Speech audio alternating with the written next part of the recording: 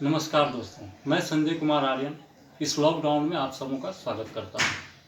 इस अपने खाली समय को महत्वपूर्ण और कीमती समय बनाएं, कुछ हासिल करें, कुछ अद्भुत, कुछ अनोखा। आज पुनः मैं आपको दुर्गा सप्तशती के बारे में ही बताने जा रहा हूँ। दुर्गा सप्तशती, इसमें 700 श्लोक है, इसलिए इसे दुर्गा सप्तशती कहा जाता है। ये अपने आप में एक संपूर्ण रहस्य का भंडार है, एक संपूर्ण विज्ञान है जिसमें ऊर्जा का स्रोत निहित है, बशर्ते कि आप इसे ढंग से कर पाते हैं, तभी आप इसे समझ पाएंगे, जान पाएंगे। दोस्तों, आपने बहुत सारे लोगों को डिबेट में सुना होगा कि विज्ञान इन चीज़ों को मानता है, विज्ञान इन चीज़ों को नहीं मानता है। तो सच्चाई ये है दोस्तों कि विज्ञान किसी चीज़ को नहीं मानता है।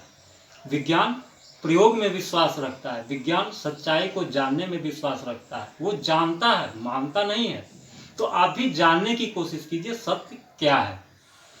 वैज्ञानिक बनिए, प्रयोग कीजिए, परीक्षण कीजिए, तत्पश्चात निर्णय लीजिए सत्य क्या है और असत्य क्या है। तो मैं आपको कवच पाठ के बारे में बताने जा रहा हूँ। दुर्गा कवच, सबसे पहले कवच का पाठ करते हैं। कवच के बारे में आपने सुना होगा, बड़े बड़े राजा महाराजा कवच पहन के जाते थे युद्ध लड़ने के लिए। तो कवच पहनकर युद्ध लड़ने जाते थे, और आज हम पाठ कर रहे हैं, दुर्गा पाठ कर रहे हैं, तो हमें कवच की जरूरत क्यों है? कवच की जरूरत दोस्तों हर एक इंसान को है। आपके इर्द गिर्द बहुत सारे वायरस, बैक्टीरिया, बहुत सारे शत्रु हैं जिनके बारे में आप जानते भी हैं और कुछ के बारे में आप नहीं जानते हैं। क्रोध, अहंकार, ये सभी आपके शत्रु हैं जो आपके उन्नति में बाधक हैं। तो इन सब चीज़ों से सुरक्षा के लिए कवच सर्वप्रथम धारण किया जाता है। कवच का पाठ करते हैं। तो पाठ करने से ये धारण कैसे हो जाता है? पाठ करने से इसकी आवृत्ति आपको कवर कर लेती है, चारों ओर से ढक लेती है। एक ऊर्जा का स्रोत, एक ध्वनि का कंपन आपको चारों तरफ से ढक लेता है। ये एक कवच, सुरक्षा कवच का निर्माण करता है आपके इर्द गिर्द, और आप हर चीज से सुरक्षित हो जाते हैं। इसलिए इस कवच का पाठ किया जाता है।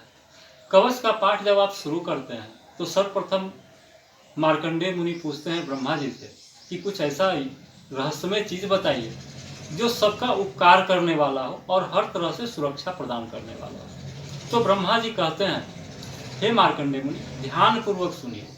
ये ध्यान बहुत अद्भुत चीज है दोस्तों। जब आप ध्यान पूर्वक किसी काम को करते हैं तो निश्चय ही उसमें सफलता मिलती है। जैसे आप पढ़ाई कर रहे हैं और आपका ध्यान भटक रहा है तो आपको याद नहीं होगा। कॉलेज बहुत सारे लोग जाते हैं, कोई टॉप करता है, कोई फेल कर जाता है। आखिर क्यों?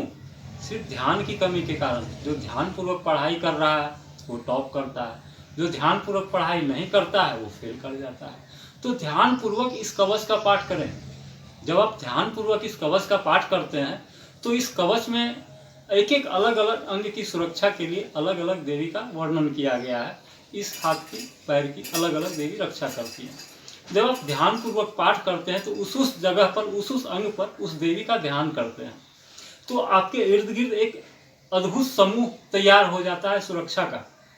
एक ऊर्जा का स्रोत आपके इर्द गिर्द तैयार हो जाता है और आपके शरीर प्रकाश से, कांति से भर जाता है। जैसे जैसे आपका पाठ होते चला जाता है वैसे वैसे आपकी ऊर्जा, एनर्जी बढ़ने लगती है और आपको हर कदम पर सफलता प्राप्त होने लगती है। लेकिन इस सबसे के लिए आपको दुर्गा कवच को सिद्ध करना होगा। तो मैं बताता हूँ आज आपको दुर्गा कवच सिद्ध कैसे किया जा सकता है।